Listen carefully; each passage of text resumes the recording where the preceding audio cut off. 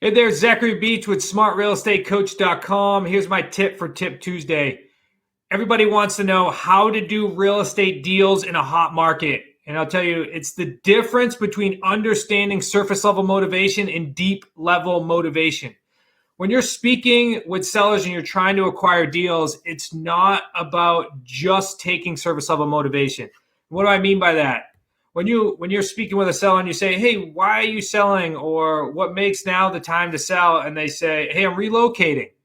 You don't stop there. You're never going to be able to truly understand the challenges the seller's facing or the key motivation to allow you to really structure a deal that will get them to the finish line, that will really bridge the gap between where they are and where they want to be.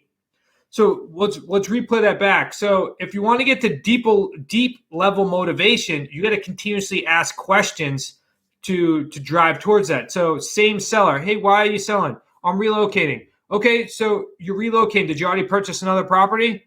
I didn't. No, I didn't yet." "Okay, did you need the money from this deal in order to go buy another property?" "Oh, I'm not sure. I didn't think about that." Are you going to be able to, if you're unable to sell this property, are you going to be able to carry this mortgage and another mortgage?" "Hey, I haven't thought about that."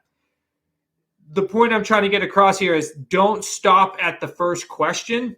Don't be like poking holes, but what you want to really do is just engage in the conversation, make sure you're not missing anything throughout the process. So that way you understand all the levers you have when it comes to structuring a deal.